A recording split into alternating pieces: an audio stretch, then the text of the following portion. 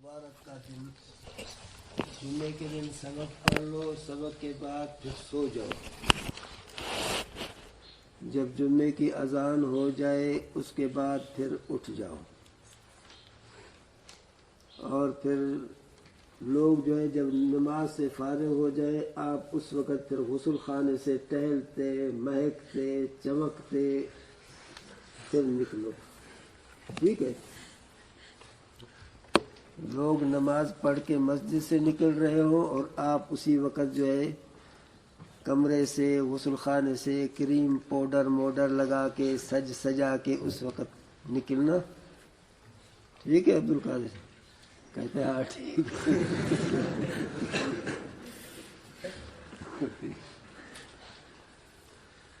भाई लोगों से बेहतर है कि तुम पहले मस्जिद में पहुंच जाओ। अब कोई लोग ऐसे भी हैं जो मेरे इल्म में है 5 किलोमीटर से, कोई 6 किलोमीटर से, कुछ ऐसे भी हैं तकरीबन 11-12 किलोमीटर से आते हैं। वो इधर पहुंच जाए अजान के वक़्त और माशाल्लाह बिल्कुल कमरे में जो मुत्तसिल मस्जिद का साथी है वो माशाल्लाह जब मुअज्जिन अजान दे अब माशाल्लाह वो निकल रहा है। नमाज की तरफ आदमी को जितना ईमान कवी होता है उतना उसको मस्जिद में लाता है। तो जो तालिब इल्म जो है बस वो ताखीर से आता है, वो समझे कि जिस्म तो मेरा मोटा है लेकिन ईमान मेरा कमज़ोर है। सिर्फ जिस्म के मोटे होने से आदमी जो है वो कामिल नहीं होता है, कामिल बनता है ईमान के मुकम्मल होने से। इसलिए हर साथी की यही कोशिश हो कि अजान से पहले पहुंचूं मस्जिद, पहले अगर नहीं तो कम से कम अजान के बाद मुत्तसिल मैं मस्जिद पहुंचूं। ये नहीं है कि पहले लेटा रहे, कचारी है, सोया है, कपड़े धो रहा है। अब अजान के बाद माशाल्लाह हज़रत साहब कपड़े उठा के गुस्ल खाने गया और गुस्ल खाने गया तो पहले गुस्ल खाने में मौजूद है आदमी तो हज़रत साहब को फिर इंतज़ार करना पड़ेगा। और अगर उससे पहले किसी और का बारी है फिर मज़ीद इसको और ताख़ीर से। नतीजा ये होता है कि मैं जब खुतबा पढ़ता हूँ तो ये दरवाज़ों से बुजुर्गान दीन नज़र आते हैं कि कौन अभी आ रहा है। तो काफ़ी साथियों को मैं देखता हूँ कि खुतबा शुरू है अब माशाल्लाह वो आ रहा है। इधर से देखो कि फ़लान बुजुर्ग साहब आ रहा है, उधर से फ़लान हज़रत अक़दस साहब आ रहा है। ये हज़रत अक़दस का माना और है, खुश मत हुआ कि हज़रत अक़दस लफ्ज़ हज़रत है लेकिन इसका माना कुछ और है। बस वो माना खुद जानते हैं साथियों, कहने की ज़रूरत नहीं है। इसलिए यह गलत तरीका है। वायदे के शहरी लोगों से आप साथी मस्जिद के पड़ोस वाले हो, पड़ोस वाले तो मस्जिद में पहले पहुँचे, पहले नहीं तो कम से कम उनके बराबर तो हो। उनके बराबर भी नहीं है तो इसका माने है कि हमारा ईमान इतना कमज़ोर है कि मस्जिद तक भी हमें हमारा ईमान जो है वो नहीं लाता है। बमुश्किल बस वो आखिरी खुतबे में पहुँचे या नहीं पहुँचे, ये बिल्कुल गलत तरीका है। और नमाज के बाद भी जहाँ फ़र्ज़ पढ़ो बस वही सुन्नत पढ़ो। बाज़ साथी हैं माशाल्लाह फ़र्ज़ तो इधर पढ़ा फिर छलांग लगाते, उसके गर्दन के ऊपर पाँव रखा, उसको धक्का दिया और है धूप पे पहुँच गया। ये गलत तरीका है। बस जहाँ पर भी फ़र्ज़ पढ़ो वही इत्मीनान से सुन्नत पढ़ो। तालिब इल्म कहते उसको है कि उसके अमल से दूसरे लोग मुतासिर हो कि भाई ये देखो माशाल्लाह तालिब इल्म है, इनकी नमाज को देखो, इनके अखलाक को देखो, इनके उठने बैठने को देखो, ताकि वो मुतासिर होकर अपने औलाद को भी दीन पढ़ाने का उनमें एक शौक़ पैदा हो। ये नहीं है कि वो जुम्मे के दिन आए माशाल्लाह देखें कि ये तालिब है माशाल्लाह वो नमाज पढ़ रहा है, उसके सामने से गुजर गया, वो सजदे में है कि उसके माशाल्लाह पीठ के ऊपर कंधे के ऊपर जो अपना पाँव रखा, चूँकि तालिब जान है इसको जल्दी निकलना है, इसका घर बहुत दूर है, तो वो कहेगा बस इस पढ़ने से तो फिर हम बेहतर हैं। कुछ साल पहले जो है हम मगरिब की नमाज पढ़ रहे थे, एक शहर का नेक साल आदमी है इधर आया था, गालिबन तीसरे चौथे साल रही।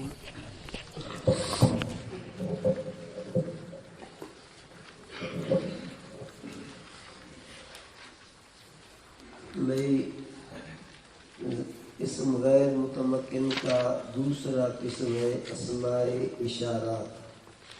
दूसरा किस्म है अस्माए इशारात। اسماء جمع ہے اسم کی، اشارات جمع ہے اشارتن کی۔ اسم اشارات وہ اسم ہے جو کسی چیز کی طرف اشارہ حسی کرنے کے وقت استعمال کیا جائے۔ اشارہ حسی کا معنی ہوتا ہے کہ ہاتھ سے اشارہ کرو، انگلیوں سے، یعنی اعضاء سے کسی کی طرف اشارہ کی جائے تو اس وقت یہ اسماء اشارات بولے جاتے ہیں۔ ضمیر سے بھی تو آدمی اشارہ کرتا ہے، ہوا کا معنی ہو، تو وہ بھی تو ایک اشارہ ہے۔ اور اسی طرح الف لام جاء الرجل، آیا ہے وہ مرد، تو الف لام سے بھی اشارہ ہوتا ہے، لیکن وہ اشارہ ذہنی ہوتا ہے۔ وہ اشارہ کیا ہوتا ہے؟ ذہنی، یعنی اس اشارے کا تعلق ہاتھ سے، انگلیوں سے، کسی اعضاء سے نہیں ہوتا ہے۔ تو اسماء اشارات وہ اسم ہیں جو کسی چیز کی طرف اشارہ حسیہ کرنے کے وقت استعمال کیے جائیں۔ حسی اشارے کا معنی ہے جو ظاہری اعضاء سے آدمی اشارہ کرے، ہاتھ سے اشارہ کرے، انگلیوں سے اشارہ کرے۔ جن چیزوں کی طرف اشارہ کرے اس کو کہا جاتا ہے مشار الیہ۔ جس چیز کی طرف اشارہ کی جائے اس کو کہا جاتا ہے مشار الیہ۔ اب اگر مشار الیہ مذکر ہے، واحد مذکر ہے، تو اس کے لیے آتا ہے ذا کا معنی یہ ایک مرد، زان زین کا معنی یہ دو مرد۔ اگر مشار الیہ دو ہیں تو بولا جائے گا زان رفیع حالت میں، زین نصبی جری حالت میں۔ اور تا تی تے زہ زہی تیہی، اس کا معنی یہ ایک عورت۔ یہ 6 کلمات ہیں جو واحدہ مؤنثہ کے لیے استعمال کیے جاتے ہیں۔ ان میں سے جون سا کلمہ بھی آدمی استعمال کرے اس کا معنی ہوتا ہے یہ ایک عورت۔ تانے کا معنی یہ 2 عورتیں، اور تینے کا معنی بھی یہ 2 عورتیں۔ اولا الف ممدودہ کے ساتھ اور اولا بغیر الف ممدودہ کے، اس کا معنی ہے کہ یہ بہت سے مرد یا یہ بہت سی عورتیں۔ اتنی بات آگے جائیں۔ اسماء اشارات ان اسموں کو کہا جاتا ہے جو کسی چیز کی طرف اشارہ حسیہ کرنے کے وقت استعمال ہو۔ اسماء اشارات یہ ہیں ذا و زان و زین، تا و تی و تے و تہی و زہی و تان و تین و اولا و اولا۔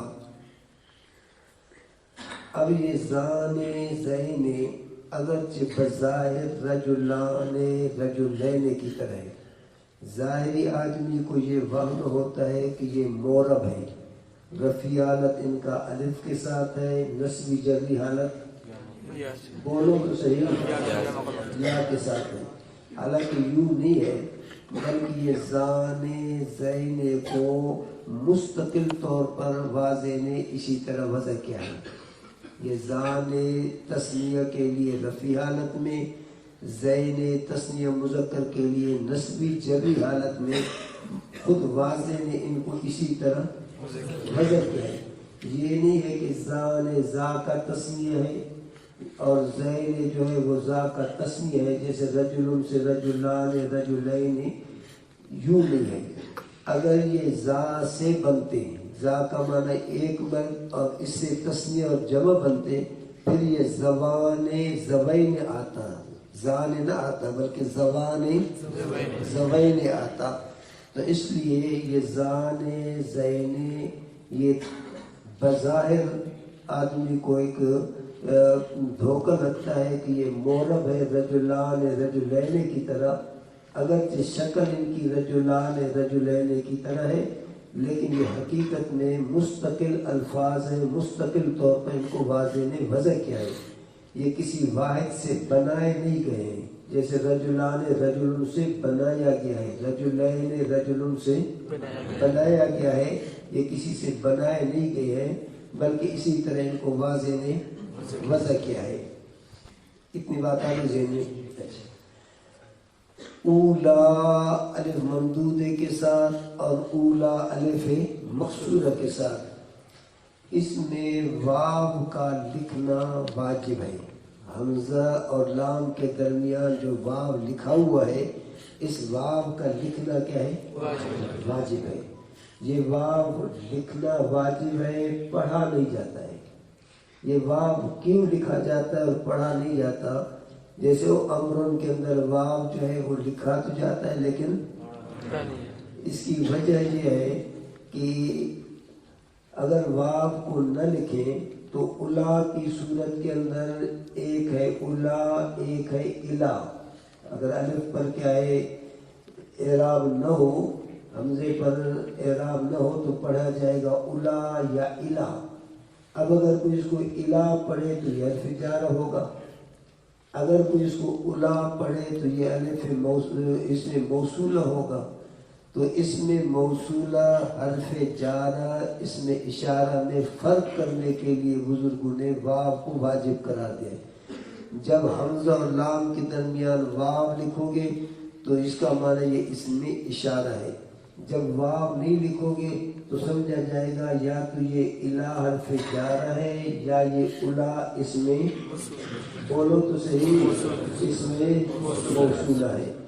اس لیے ان کے درمیان واو کا لکھنا واجب ہے۔ اتنی بات آگے ذہن میں۔ اسماء اشارہ جو ہے وہ تین طرح سے استعمال ہوتے ہیں، قریب کے لیے، متوسط، بعید کے لیے۔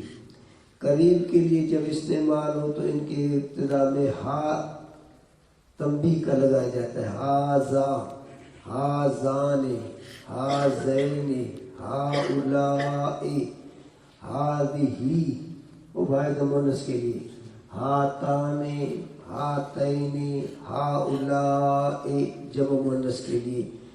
جب مشار الیہ نزدیک ہو تو پھر اس میں اشارہ کے ابتدا میں ہا تنبیہ کا لگاتے ہیں، جس کا معنی ہوتا ہے یہ۔ اب یہ جو ہے نزدیک کے اوپر دلالت کرتا ہے۔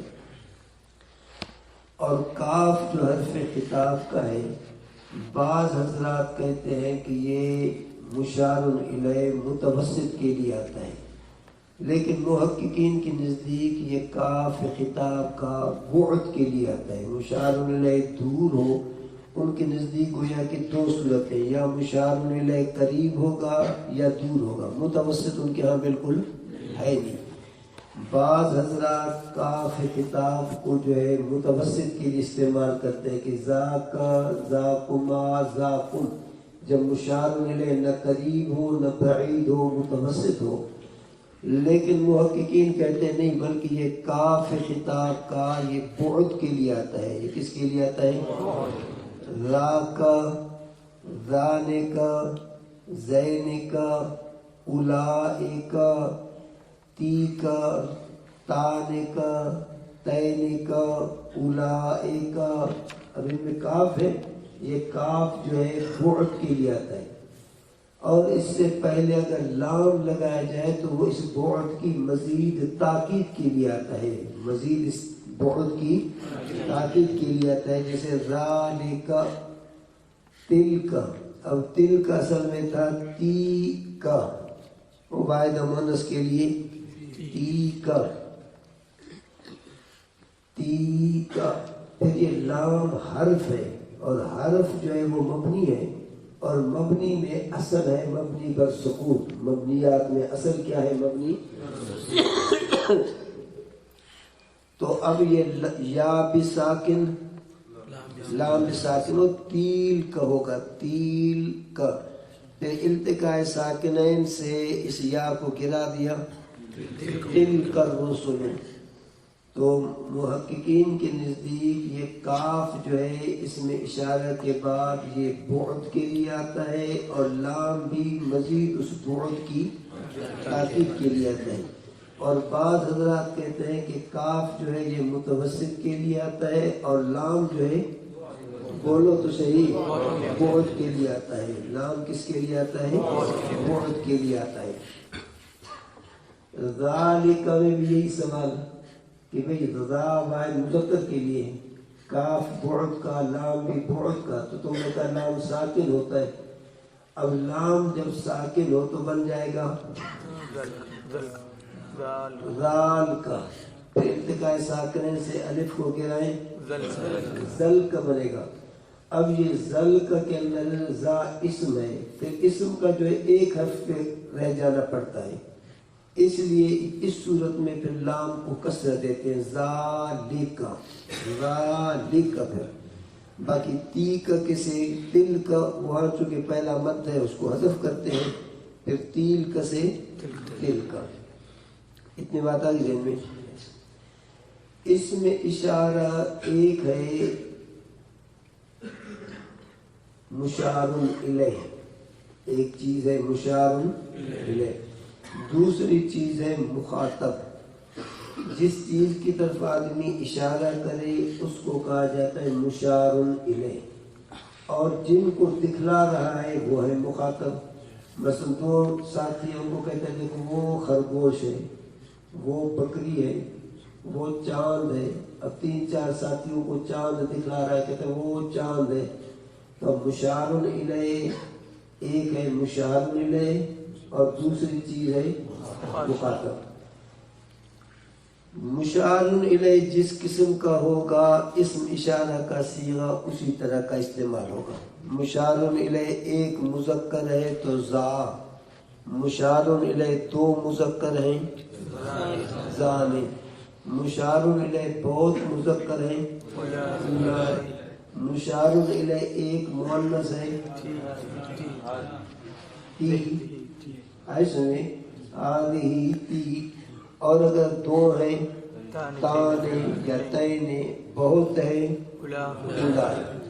اب مخاطب جو ہے مثلا مشار الیہ ایک مذکر ہے، مخاطب بھی ایک مذکر ہے. اب اس میں اشارہ کے بعد کاف جو ہے لگایا جاتا ہے. یہ کاف ضمیر نہیں ہے بلکہ یہ کاف حرف خطاب کا ہے، یہ کاف مبنی ہے حرف خطاب کا ہے، یہ کوئی ضمیر نہیں. شکل میں ضمیر کی طرح لیکن یہ حقیقت میں ضمیر نہیں ہے. اب مشار الیہ کی 6 صورتیں ہو گئی، ٹھیک ہے. ایک مذکر، 2 مذکر، بہت سے مذکر، ایک مؤنث، 2 مؤنث. اب مخاطب کی بھی ہر ایک کے ساتھ 6 صورتیں لگیں گی.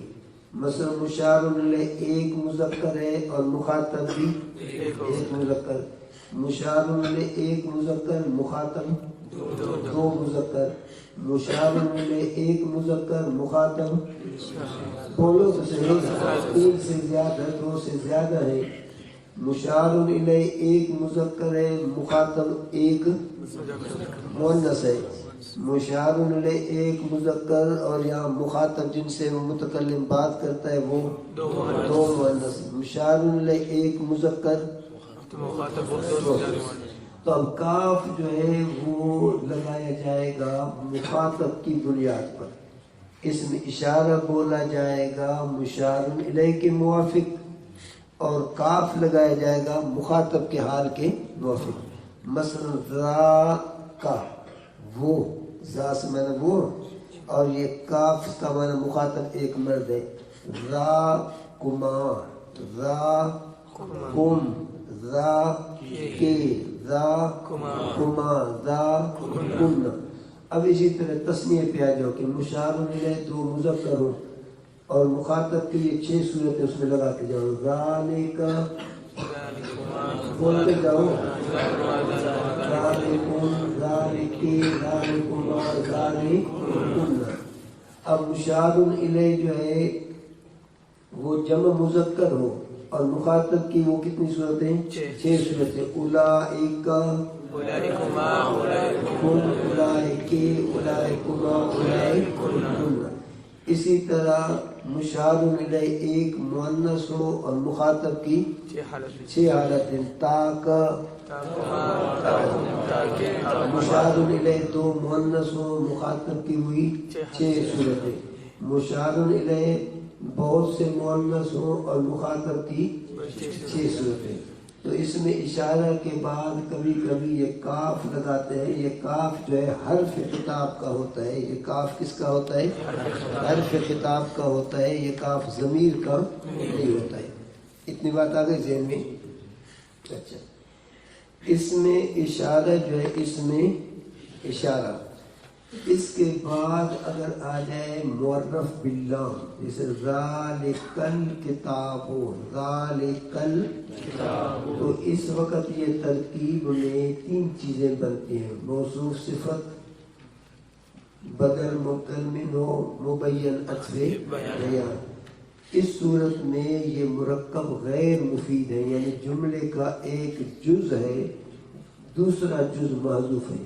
مثلا ذالک الکتاب، اب لا ریب فیہ یہ اس کا دوسرا جز ہو گیا. اس میں اشارہ کے بعد جب معرف باللام آ جائے تو وہ اس کے لیے خبر نہیں بنتا ہے، بلکہ وہ مشار الیہ ہوتا ہے. اس کے لیے ذالک کا مشار الیہ وہی ہوتا ہے اور خبر جو ہے معذوف ہوتا ہے. یہ مرکب غیر مفید ہے، مرکب غیر مفید ہے. اچھا، اگر ذالک کے بعد آ جائے نکرہ، اس میں اشارہ کے بعد کیا آ جائے؟ نکرہ آ جائے، تو اس صورت میں یہ نکرہ اس کے لیے خبر بنتا ہے. مثلا ذالک کتاب، یہ کتاب ہے. اب اس صورت میں ذالک مبتدا کہ کتاب اس کے لیے خبر. معرف باللام کی صورت میں ترجمہ ہوگا ذالک الکتاب کا معنی کرو گے یہ کتاب، بس ہے نہیں ہے. پھر موصول صفت والا ترجمہ کرو، بدل مبدل منہ عطف بیان والا جو بھی کرو، لیکن ہے نہیں لگاؤ گے. چونکہ ہے لگاؤ تو پورا جملہ بن جاتا ہے. ذالک الکتاب کا معنی یہ کتاب، ذالک کتاب کا معنی یہ کتاب ہے. اتنی بات آئی ذہن میں. اگر ذالک کے بعد ہے معرف باللام، ذالک کے بعد کیا ہے؟ اب تم چاہتے ہو کہ یہ معرف باللام اس کے لیے خبر بنے، یہ معرف باللام اس کے لیے، پھر اس میں اشارہ معرف باللام کے درمیان ضمیر کا لانا ضروری ہوتا ہے. اس کو کہا جاتا ہے ضمیر فصل. پھر یہ ضمیر اس اسم اشارہ کے موافق ہوتا ہے. جیسے اولئک هم المفلحون، اب المفلحون کو اس کے لیے بنا رہے تھے، بولو تو صحیح، خبر، کیونکہ معرف باللام ہے. ویسے اسم اشارہ کے بعد جب معرف باللام آ جائے تو وہ خبر نہیں بنتا ہے، وہ موصول صفت بنتے ہیں یا بدل مبدل منہ بنتے ہیں. اب جب معرف باللام کو خبر بنانا چاہیں تو پھر اسم اشارہ کے مطابق جو ہے ضمیر لائی جائے گی درمیان میں. اگر اسم اشارہ واحد مذکر کا ہے تو ضمیر بھی جیسے ذالک هو الفوز العظیم. اب ذالک الفوز اگر کہیں تو الفوز خبر نہیں بن رہا ہے. اب ذالک اسم اشارہ واحد مذکر کے لیے تو اب اسم اشارہ معرف باللام کے درمیان ہوا لایا، اور ادھر اولئک کس کے لیے ہے؟ جمع مذکر کے لیے، تو اس کے موافق ضمیر فصل کا لایا اولئک هم المفلحون، اولئک هم الراشدون، اولئک هم المؤمنون حقا. اتنی بات آ گئی ذہن میں. اس میں اشارہ کے بعد اگر کیا ہے علم آ جائے، کیا آ جائے؟ تو یہ بھی آپس میں مبتدا خبر بنتے ہیں. جیسے ھذا زید، یا کیا ہے اسم اشارہ کے بعد معرفہ آ جائے لیکن اضافت کے ساتھ، معرف باللام کے ساتھ معرفت. مثلا ھذا قلم سعید، ھذا قلم، تو اس صورت میں بھی آپس میں مبتدا خبر بنتے ہیں.